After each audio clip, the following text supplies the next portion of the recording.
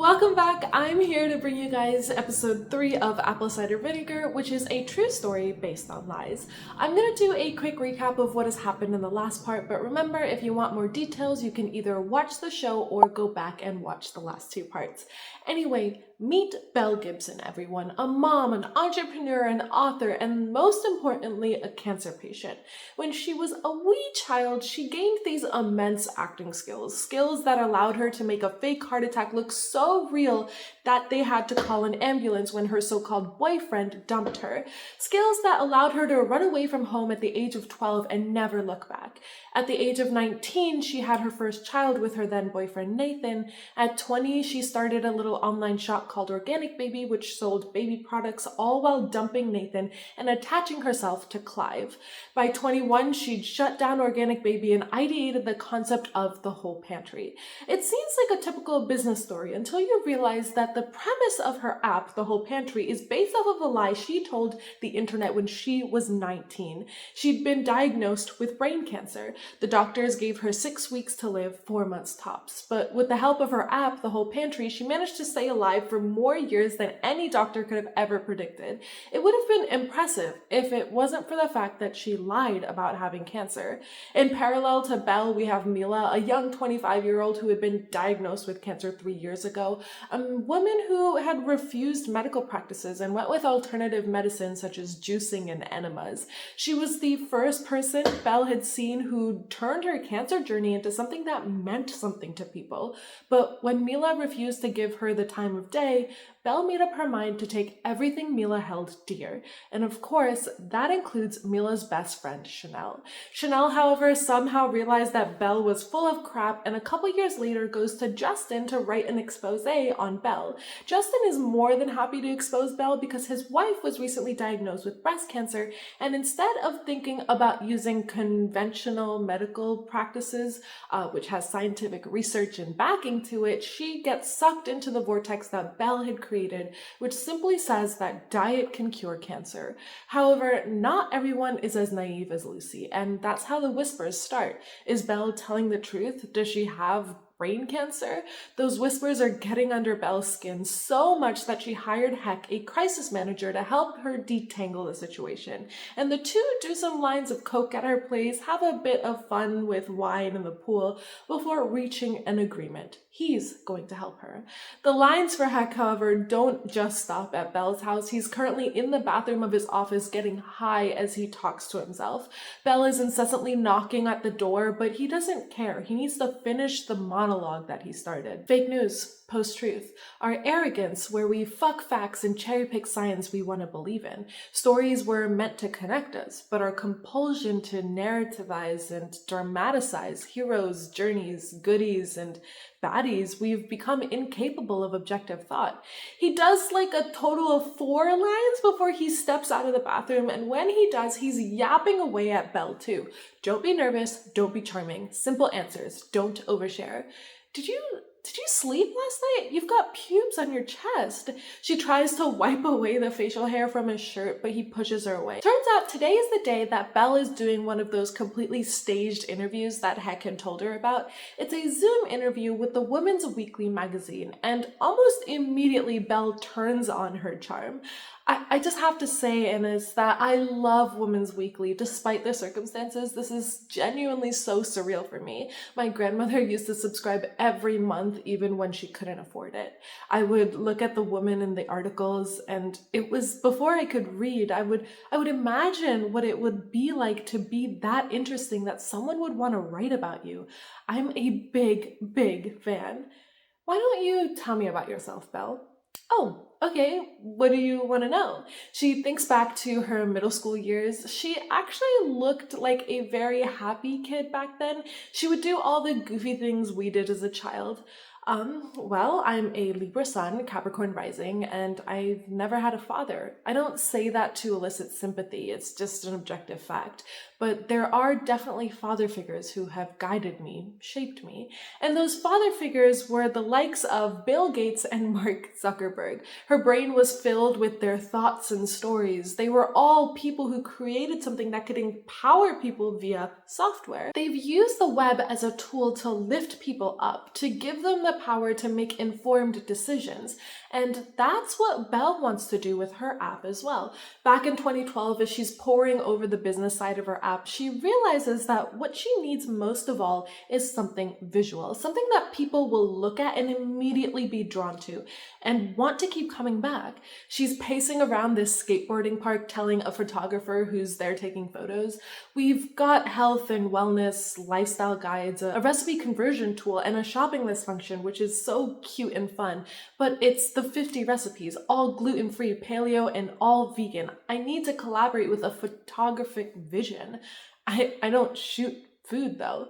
No, Lenny, food photography is so static. I don't want it to be slops on a plate. It needs to feel alive, kinetic, like your work.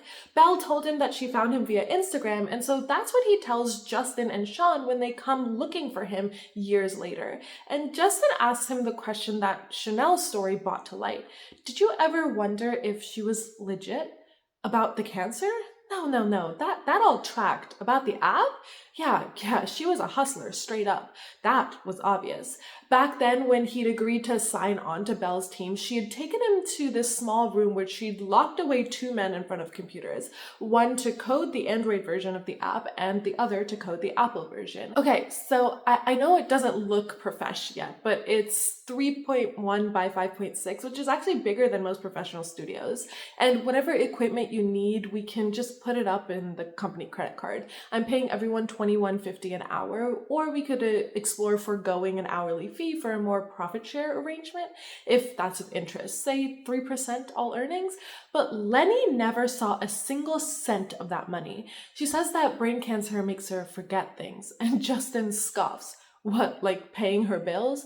Why'd you sign up anyway? She had taste aesthetically. Not every client has that, and I guess she was pretty beguiling. You know, she was this brave pregnant lady who sure was dribbling shit, but she had a dream for the world, and that's nice. Besides, it feels nice to believe in something sometimes, even if it isn't real, Lenny? Yeah, but you believe in it and it becomes real. That's how perception works, right? That's how startups work. Like, I'm doing some work on this hypnosis app at the moment. Man, the results are fucking unreal. You've got some spare cash to invest? Sean laughs, and we see what those couple of months were like for Belle. Everything she'd been planning out in her laptop was finally in front of her. The app was being coded and she was making the food that she wanted. Lenny was photographing it in a way that made the food feel more like an art than anything else. Clive was holding her hand the whole way, and she was making her dreams into a reality. That was probably the happiest moment of Belle's life, but at week 23 of her pregnancy, things take a turn for the worse. It was a normal day. Her and Clive were at the gynecologist getting an ultrasound of their little baby girl. Belle was chattering away. Would have been, 3 years ago, honey, my diagnosis? I think it was the Gardasil that kicked it off. I don't want to invest time into getting angry about it. I was so nauseous with my first. This one's just been an angel. It's usually the opposite with girls, isn't it? The nurse, who was smiling as Belle talked in the beginning, slowly starts turning serious. She moves the machine over Belle's stomach over and over again. Belle quiets as she takes the nurse's expression in, and Clive swallows before asking, "Yeah, can you put the sound up?" But instead, the nurse leaves the room to get the doctor. Clive gets up and makes his way to the machine. I'm gonna turn it off and on. What a fucking idiot. You don't need the rhetoric. It just needs a reboot. But it's not the machine. At 23 weeks, Belle is given two options: a vaginal delivery or a C-section. Clive is absolutely distraught. He's breaking down in tears. Belle tries to stay calm, but her ears are failing her as she tries to make sense of it all. A couple hours later, Belle is in a hospital gown and is in labor. She explodes at Clive to go get her a candle, and the poor man flusters for a couple seconds before making his way to the gift shop and buying one. A couple hours later, Belle is holding a small bundle in her arms. Clive is on his knees next to her as the doctor takes a couple photos of the parents with their baby. Good, I'll just take a couple more. Can you angle the phone down? Oh, okay. The doctor, with the help of the nurse, takes a couple more pictures from a higher angle and then leaves the room. Belle turns to look at Clive. Do you want to hold her? Clive takes a shuddering breath before taking the little bundle in his arms, and guys, she's so small. I was tearing up when I was watching this. Like, the little baby is literally the size of one of Clive's hands. Clive falls in love the moment his eyes land on her. To him, she's perfect. But Belle's response to me is a little strange. Let me know if you guys know what she means by this, but she says this is how nature does it. Nature knows she's not perfect. Like, I'm genuinely curious what she meant by that. Is she saying that her baby wasn't going to be perfect, so nature took her away earlier?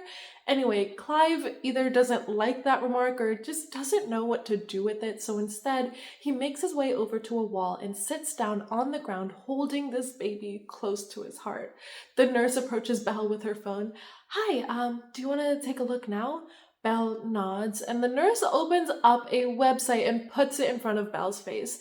There, she's in Bellington, does some really lovely percentage jewelry. Would be nice to have. And her capsules, they get your iron back up. It's $400 for 70 capsules, but I'm sure I can get you a discount given the circumstances. You'll feel a lot better soon. And Belle looks at her in what I want to say is disbelief, and I agree with her. Something about this entire situation just makes you so unbelievably angry. Like, this poor woman just lost her child 5 minutes ago, and here you are shoving a bunch of outrageously priced merchandise in her face. Like, what is wrong with you? Give it a break. In 2015, Lucy is once again back in another session of chemo, and her doctor is spewing more things that Lucy doesn't like. It's called an implantable cardioverter defibrillator. They pop it in and it senses an arrhythmia and it sends you in electric shock to get you back in time. And so another surgery. It has to happen before your next round of chemo. Lucy at this point doesn't know what to do. She holds in her tears as she puts her wig on, and in the background we hear Belle playing on Justin's phone. I lost the baby and poured myself into another.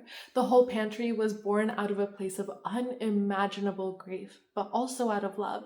It's love that powers me, transforms me, it sustains me, if we're brave enough to let it. Lucy adjusts her dress, wipes her tears, and puts on a smile before heading out into the cafe. She approaches her husband. Do you come here often? I saw you from across the bar. But instead of playing along, Justin shoves Belle's YouTube video in Lucy's face. Sean pulls up behind Justin, and her and Sean exchange a few words before Justin interrupts again. Do you know anything about Belle Gibson's supposed miscarriage? Want to bet that it's also bullshit? Sean apologizes on Justin's behalf. Sorry, he's down a hole. Do you know when he'll be out of it? Dinner in 10 minutes. And Justin's face changes because he completely forgot about their dinner plans. He'd been fully prepared to go back to the office. Thankfully, Sean convinces him to go to dinner, and on the way to the restaurant, Lucy tells him about the new surgery they want her to undergo. Lucy is getting more and more irritated as the conversation progresses. She's pissed off at having to undergo more medical procedures. Justin is in complete work mode. It feels like he doesn't even care about her anymore, and her stupid wig is freaking itchy. But before she can explode, the other party walks in, and Lucy is all smiles as she goes to hug them. Back to Belle and Clive. They've made their way home after that draining moment. Belle's eyes are red and puffy as she looks around wondering why the coders are gone. They've been slacking so much recently, and she doesn't like it. Turns out that Clive sent them home. She collapses onto their couch when Clive's phone rings. His mom is calling. He leaves to take the call while Belle looks after him in disbelief. Clive makes his way into a room a couple feet away, and he breaks down on the phone with his mom. Hearing him cry, Belle can't help but tear up once again. She pulls out her phone and goes to Mila's Instagram page. The photo that greets her there rubs salt into her wounds. It's a photo of Mila and her boyfriend posing in front of a sign that says sold on it. She reluctantly presses like on the post and starts scrolling through the rest of the photos that are linked to see that the house, she's imagining that she's laying down in the master bedroom of that house with a floor plan. So it's really one of those 2D kind of floor maps that you get of a house, and she's walking through it and making her way into the master bedroom to lay down on the makeshift bed that's there. In the meantime, Clive has finished up his phone call and exits the room. Cup of tea? Mom was asking if you had any pain the last couple of days. You've just been so busy. No, nothing. Yeah, that's what I said. It's no one's fault. We did everything we could. Belle scoffs. Well, I did, Clive. What? I can't even count how many Wi-Fi networks are in this area. The EMF load, the DNA damage, the fucking mold in the kitchen. I can't even work in it. I've asked you so many times to move. I have a knife in my head and it's back because of this fucking apartment. I wanted you to take care of us, Clive. Clive sits down on the coffee table looking utterly shattered. He sheds a tear as he apologizes. Their argument wakes up Belle's kid, who runs up to his mom with the biggest smile on his face. Belle holds him close and Clive looks even more heartbroken. He seems to really want Belle's child to run up to him like that. He wants to be able to hold a little boy and maybe even hear the little man call him dad. Later that night, the two are in bed. Clive has his headphones plugged in, listening to a video. Belle looks at him for a bit before sliding out of bed and making her way to her laptop. She opens up her business proposal for the whole pantry and she starts thinking about Mila's get-together. The way Mila made everyone in the audience feel and how she told her story. With that in mind, Belle starts writing a story of her own. I was given 6 weeks to live, 4 months tops. The doctors were only treating my disease. They didn't care about me. I threw myself into research. I read about the healing properties of lemons and how they're a detoxification tool. And this got me thinking about what foods I put in my body. It all just clicked. I wanted to live, and I wanted to live well. At the same time, in Gold Coast, Australia, Mila's whole family is helping her move in. The house is beautiful, guys. It's got this cozy, homely interior with lots of plants everywhere. But the thing that sets this house apart from all the other ones is the backyard. It's got a huge grassy field with a view of the mountains, and they've even got this cute little space that has like a couple of benches for people to sit down and just enjoy the weather. And it's near these benches that Mila finds her dad. You all right, Dad? The white ants have gotten into the veranda. It's not a problem yet, but you'll have to keep an eye on it. Mila gives her dad a doe-eyed look. We don't know how to look after a house. Gonna need your help. No shit. It's okay. I'm not sure any of us want to see Arlo with a chainsaw. You know, he asked me if he could ask you to marry him. You know anything about that? And what did you say, Dad? Ask the boss. I'm way too low on the pecking order. They both chuckle before Mila looks at her dad again. Okay, I know the mortgage is massive and you think I should have been more sensible and bought a townhouse, but I'm gonna plant orange trees, do events. I've got a whole plan, Dad. But more than anything, Mila's dad is just so proud of what his daughter has been able to achieve from nothing. And so just like that, a couple days later, Mila posts another photo with a big rock on her finger. Belle is getting more and more stressed seeing Mila's perfect life. She pours all her spare time into making her story better. While Belle is putting her entire soul into her recipes, Mila is hosting a housewarming for her new place. And this is when Chanel shows up in the story. She's pulled up to the party with this gigantic suitcase because she just came back from Abu Dhabi. After a quick hello to Mila's parents, she rushes over to Mila, who is laying on the bathroom floor getting an enema. Chanel lays down next to her.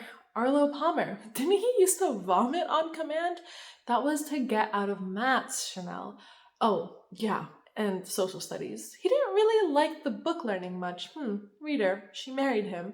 They both laugh, and once Mila finishes her enema, they both head out onto the porch and watch the party. And it's just that time of night where you spill your thoughts to your best friend. I've hired my manager. I'm doing it all myself, and I don't want to complain. It's just a lot of pressure. You know, mortgage, a wedding, everyone's so proud and I feel so grateful all the fucking time. I feel like I have to keep deserving it. What I really want is just, I want the book to win. I want the business to... Sorry, the caffeine is hitting the bloodstream. Anal walls are paper thin. Chanel can't help but joke, fuck cocaine, do an enema. But Mila's not laughing. I want to cure cancer. I want to change the fucking world, and not because I'm grateful, but because I was right and they were wrong. So, you're good, right? Health-wise? Never been better, Chanel. And you're eating, not just juicing? When Mila nods, Chanel's face lights up. That makes me really happy. And hey, listen, the business stuff, you should be leveraging the fuck out of those numbers. I can help you with that. And it's because of Chanel's help that Mila is producing more content and her photos are getting more professional. In parallel, Belle is on her computer writing her story when Clive pops his head in. Headache? Always. Do you mind?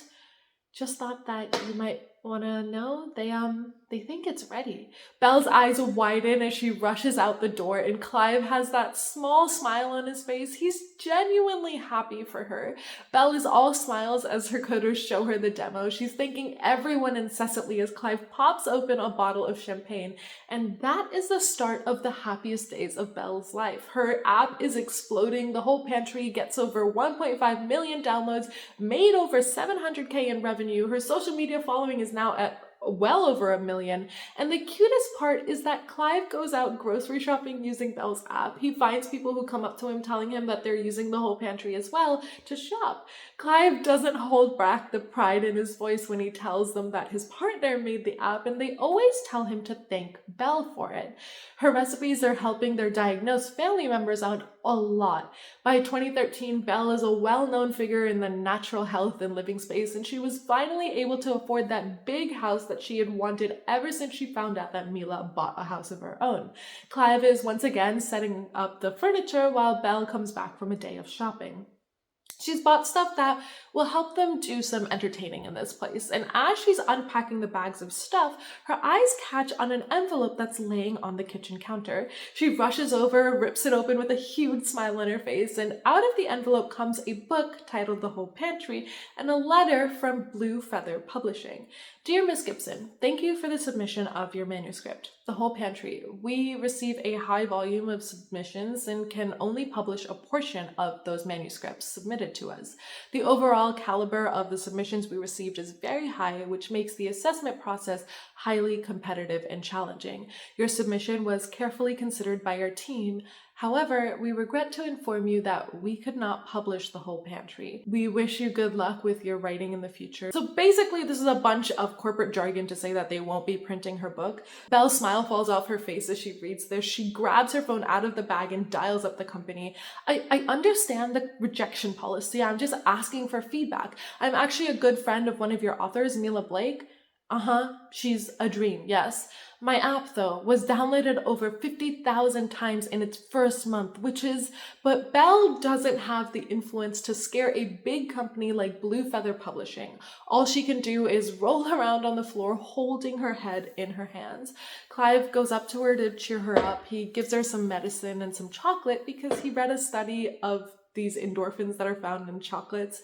He tries to console her. The app is a hit. Cupertino's gonna come knocking, so this damn book doesn't matter. But it does. It matters a whole lot to Belle.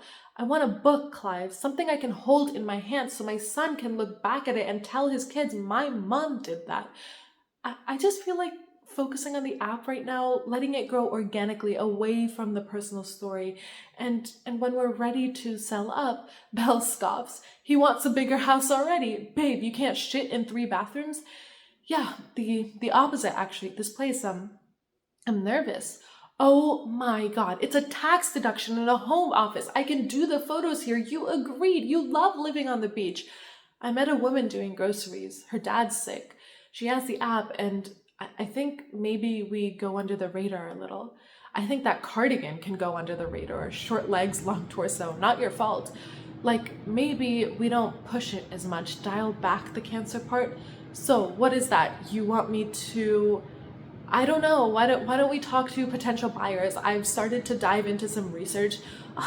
You've been reading my Steve Jobs biography and watching Silicon Valley.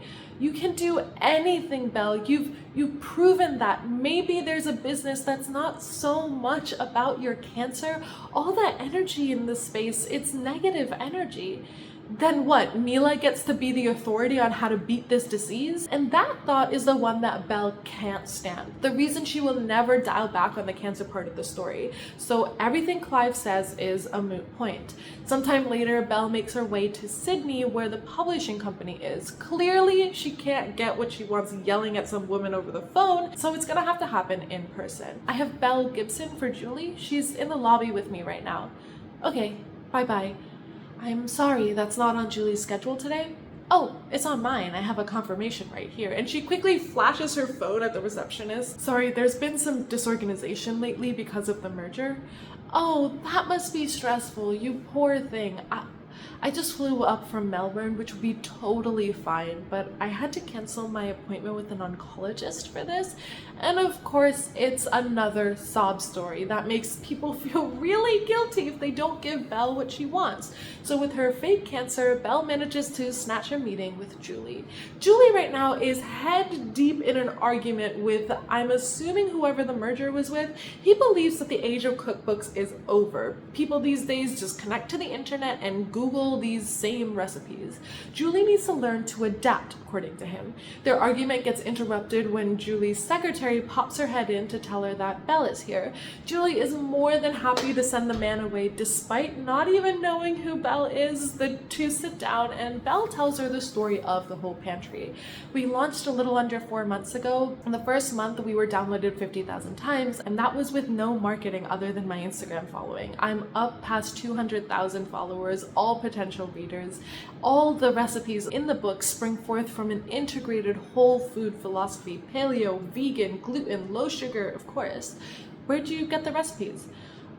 They're mine. I'm not a trained chef, self-taught. I started with cakes, actually. When I was little, I used to read the Woman's Weekly birthday cake under the covers. It was my best friend. Sold 1 million copies. My mentor created that book, actually. Oh, wow. Listen, Julie, I believe good food can save you, but creating a cookbook, I'm out of my depth here. I have everything to learn, and that's why I'm here. Maggie Beer had no formal training. Sometimes it works in your favors. It makes you more accessible. No, I lied to you before, Julie. I didn't have an appointment. Did you just talk your way in here? And am I supposed to find that impressive, charming, desperate, determined? And just like that, Belle has a cooking appointment with Julie Gibbs that night. She's going to make Julie a peach tart, the best damn peach tart that Julie has ever eaten. It's vegan. I chose it because I used to pick the peaches at my grandma's house. She had an orchard just outside of Brisbane. Well, let's drink to that, shall we? As Belle is carefully preparing her peach tart, Julie is flipping through Belle's recipe book while drinking wine. 30 minutes later, Belle puts down a tart in front of Julie. I usually use unsalted nuts. Caught me off guard, Jules. Jules takes a little bite, chews and chews. All you can hear is her chewing for a good minute before she turns to look at Belle. Do you eat red meat? I might order in. Was that bullshit about your grandma? Peaches don't grow well in Brisbane. Stone fruit. They like a cold weather. Right, no, she was at Tassie at that point. She had moved around. And they end up having dinner while drinking red wine. Belle opens up about her life story to Julie. I was more than chubby. Obese, clinically. Not that anyone ever took me to the doctor. My mom doesn't cook. Neither does mine. Cans and packets. As Julie says that, she puts her red wine glass down on top of Belle's book. Belle's eyes can't help but narrow in on that. This is her life's work, and to see Julie just treating it like a placemat, it hurts. But she swallows her pride and latches on to another story. I remember standing on the stool. I was making pasta. I was about 4. I burnt my hand. How does it work with your authors? Because I need to be able to control the aesthetics on the recipes. It's a collaboration, Belle. Do you have kids? No, my books. I mean, I like children, but I couldn't eat a whole one. They both laugh hysterically before Belle's laughs turn into sobs. Oh, I'm sorry, I lost a baby. When was this? Just before the app, I lost one child and threw myself into another. And this must have been what Julie was looking for, because she leans forward. From the depths of pain comes a blessing. Just forget your grandma's pretty orchard. You're a battler from the burbs. No frills, hills, hoist. You fought all your life, and now you're a mum fighting cancer. These recipes should have no frills. They're clean and kind to the woman who's cooking them.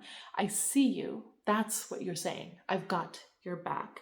While Belle is playing catch up with the book, Mila is going on a little retreat for an event that they have in the forest with Chanel and her mom. Chanel and Mila are all smiles and giggles, but her mom looks like she's in a lot of pain. You can hear her heavy breathing, but Mila doesn't seem to notice as Chanel fills her in on some awards ceremony as they walk up the rest of the mountain. Guess who just got nominated for Cosmo's Women in Media Fun and Fearless Award? I don't know what that is, but they really want you to come. So I'm thinking that must mean that you've won. Congrats. Do we accept or decline? We accept. Got it. I'm gonna start looking into dress options. Also, real quick, before I lose the internet, those Jews people, Mills, I think we should give them a definitive yes or no. I don't want to leave them dangling.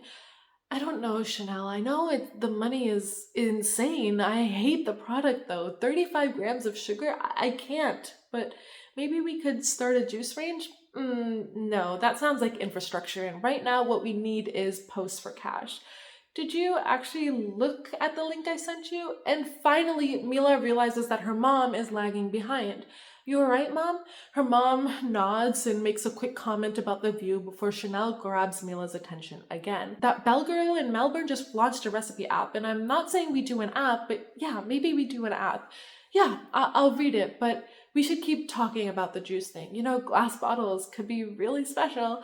They all head inside this beautiful villa that's in the middle of the forest, and as Mila's mom is filling up a kettle, you can tell that something is very wrong with her. And she knows it too, because she tells the girls that she's gonna stay in today. What? Why? You'll miss the keynote speaker. Well, it's just that I've got that little pain again. Well, it's not really pain. I'm just a little clogged up. Chanel suggests laxatives, but the all-natural Mila doesn't believe in laxatives, and she's shocked when her mom rejects Chanel's suggestions, saying that they don't work. Mom, tell me you didn't. Oh, it's just laxative chocolate, Mila. It's so bad for you. Why would you do that? Okay, bathroom, pants off now. This is my department. She's gonna give her mom an enema. Lie down. No one's gonna see you out here. How long has this been going on? Why didn't you tell me? And Chanel has an answer for that. Cause you just boss her around. Leave your mother alone, you dirty pervert. But Mila does everything but that. She forces her mom to lie down and sticks a tube up her butt. Her mom groans in pain and Mila's eyes widen. It's not supposed to hurt. Her mom's eyes roll to the back of her head and she's losing consciousness even as Mila shakes her. Chanel runs over to the phone and calls for an ambulance, and thankfully they manage to get her to the hospital in time, where Mila's dad rushes into the room. The doctors show the dad an x-ray while explaining the situation. You see, this is where the lower bowel has been most impacted, but there's an obstruction here. We're gonna keep you in overnight, keep the fluids up. We'll have a specialist in tomorrow to talk about how to navigate the obstruction, come up with a game plan. The dad nods and sits down next to his wife, but Mila has more questions. Has the biopsy come back? Can I ask if this is cancerous? Let's not get ahead of the biopsy. Our family just has a lot of negative experiences when it comes to oncologists. Do you know where the specialist was trained, under what methodology? I'll get that information for you. I want to shift the obstruction naturally before any surgical interference. I would say that coffee enemas aren't medically recommended. I saw someone a few months ago with serious burns.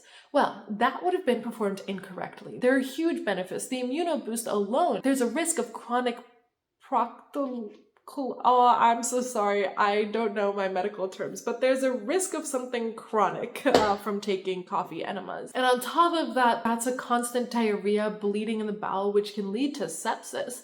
I have 5 enemas a day, and that's not been my lived experience at all. And you know, when she said this, I couldn't help but laugh. Do you guys remember how at the very beginning of Mila's journey, the whole reason she didn't want to go through traditional methods, according to her, was that she wanted to find a way that works for her, because not everybody should be treated with the same means when it comes to diseases. So I think it's rather funny that she's trying to force the methods that worked on her onto her mom, who is a completely different person. But anyway, Mila doesn't back down. Her mom sheds a silent tear and her dad just holds her. Later that night, Mila digs up as much information as she can on bowel cancer. What is it? What are the stages? What are bowel polyps? Is it genetic? And of course, what kind of diet is necessary? Back in 2015, Lucy's dinner is not going well. She's completely checked out of the conversation. Justin is doing all the talking, and the couple doesn't even bother to engage her. Eventually, the conversation takes a turn into a space that Lucy doesn't like. Justin is talking about cancer. We've got 3 doctors, top specialists. They all want to say you can't cure brain cancer with diet. They're all falling over themselves to say that crap that she's spouting is dangerous and magical thinking. Well, I like a bit of magic with my chemo. The thing is, the doctors can't say that she's faking her diagnosis and recovery without actually looking at her medical records. If we put the pressure on for her to produce those records, then no doctor who looks at them can tell us about her particular case because of patient-client confidentiality. The woman and the other couple can't help but ask, and you were following her, Luce? But before Lucy can defend herself, Justin lets out a "she still is." Well, she has recipes I like. I don't see why nutrition can't be a part of... It's all alleged anyway. They don't know she's faking it. Oh, we do. We just can't write about it. Lucy changes the topic, having heard enough. Anyway, do you guys know what kind of birth you want to have? Are you gonna go public or private? Yeah, well, I mean, somewhere near water, definitely. We'd love to have a home birth. And the rest of the dinner conversation is filled with talk about the upcoming kid. Lucy and Justin joke about it as they walk away after the end of dinner. Which part did you enjoy the most, Justin? Childcare rebates? Definitely the skin-to-skin parenting. Sounds sexy. It's not.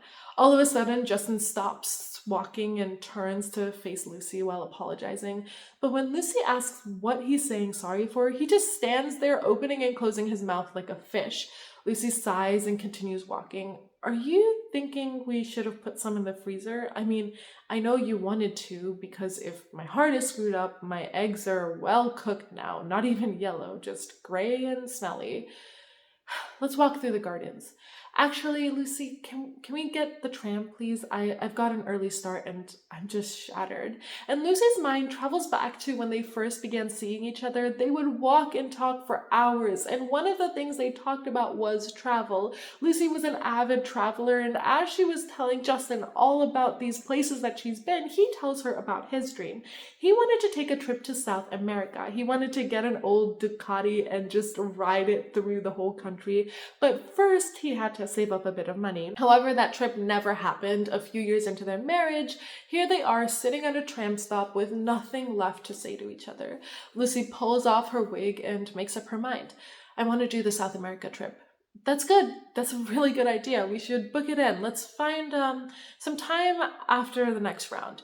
Great, except that the next round might knock off yet another artery, and then I'd have to get that fixed.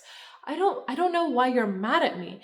Because it's just too predictable. You're running around and fussing about a story, fixating on that cause.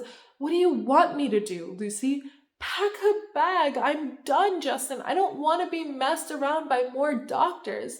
You've made that abundantly clear. You're really lucky to have access to first world medical treatment.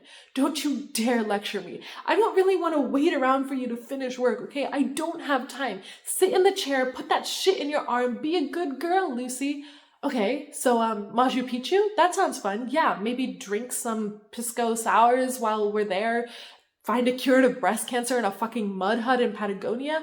Maybe. There's a place in Peru. It helps people accept, and Justin loses it. He knows where that sentence is going, and he does not like it. They haven't finished the treatment yet. She can't just walk away because it's hard. He doesn't want her to die, and that's where Lucy catches him. The fact that he doesn't want her to die. That's about him, not her. She leaves him on the sidewalk looking shattered.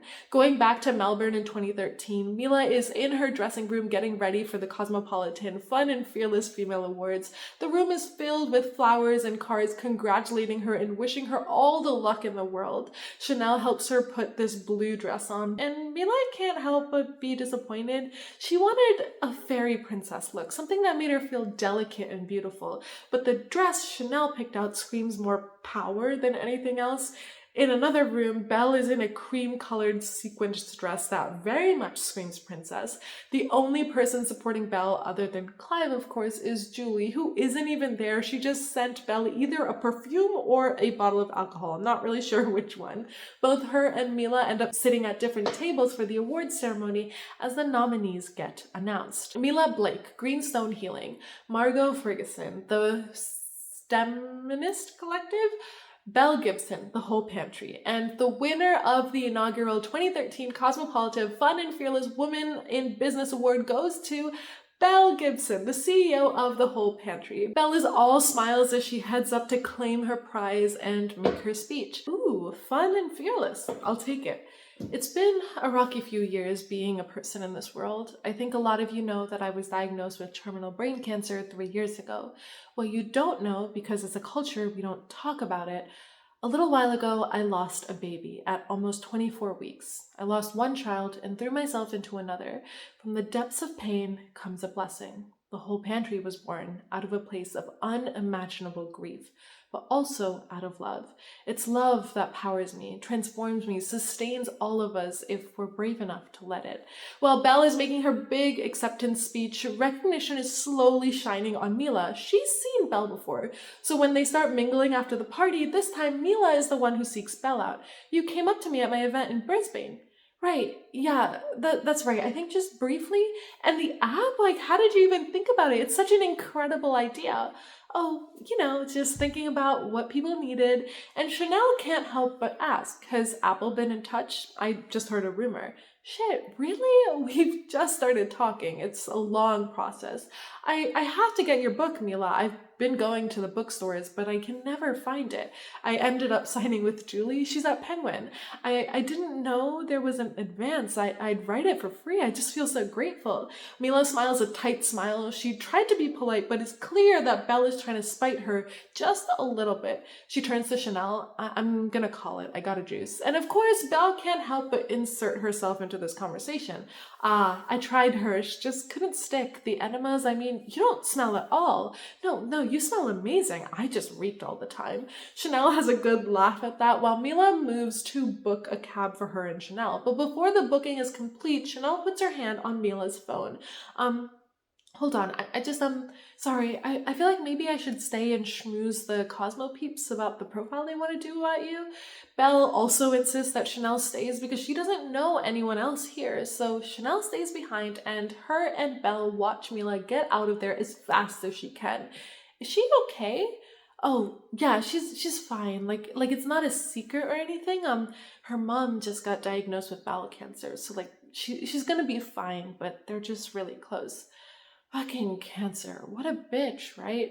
Mila looks back at Chanel before leaving the room, and when she sees Chanel is laughing at something Belle said, her heart breaks a little. As soon as she's home, she rips off her dress and gets her juice and settles into bed with her laptop. She frantically starts researching Belle Gibson, things about Annabelle Gibson, where she grew up, if she ever went to Brisbane, her first shop, Organic Baby, things that she's posted about her cancer. And finally, she finds it. An old account Belle had on this early internet skating forum. There's a post with edgy Belle's photo with a blurb underneath it.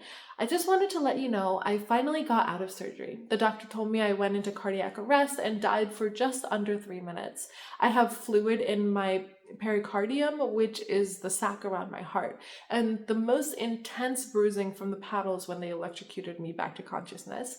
But it's alright, I'm not in this ICU anymore, and they're letting me roll around in my wheelchair now, and I'm off my head on fucking morphine.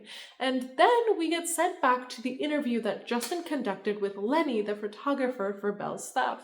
Never saw a fucking cent. She says the brain cancer makes her forget things. Yeah, it pissed me off, sure. I kept turning the whole thing over and over in my head. It was eating away at me, and then bang. We fucking met like 10 years prior, hooked up once briefly. I don't, Foggy, no, just a kiss, nothing untoward, totally respectful. But he's lying. He actually briefly shoved his fingers down Belle's pants before taking them out and making fun of her to his friends who were just sitting a couple feet away. Hearing them all laugh at her triggered an episode of Belle's disease. She started shaking and choking before falling to the ground, and that was the time that her mom was referring to, the time she had a fake heart attack because her boyfriend dumped her. Mila digs even further to find the comments calling Belle out. She told the forum that she was pregnant the week before, and before that she had leukemia. Back to Lenny, Sean is confused. Why would she... I don't know, but that's a pretty big fucking coincidence, right? Justin asks his question. You said earlier the cancer part tracked. What made you think that? My mom works in nursing homes. These homes, they have this smell, this death smell, like a rotting. And Belle has that smell, big time. Yeah, I mean, I've thought about this whole thing a lot, okay? We're just all gonna die, yeah, but you and I, most people, that's too big. We can't hold that concept in our heads. We just gotta run away from it. We gotta numb it, gotta distract. But the people who are really sick, who know they're dying, who open their eyes and try to face it, mate, they are up at the sun. They're looking up, looking down. They're just trying to get in peace before they say night-night. Either that or they're rats in a cage, cornered, shitting themselves. They know they're very fucking unwell. They know they're dying. That's Belle. It's just scary to have to be honest because you doubt the crux of all the things that make up who you are. And then we get to see the interview that this entire episode started with. Belle is answering a question.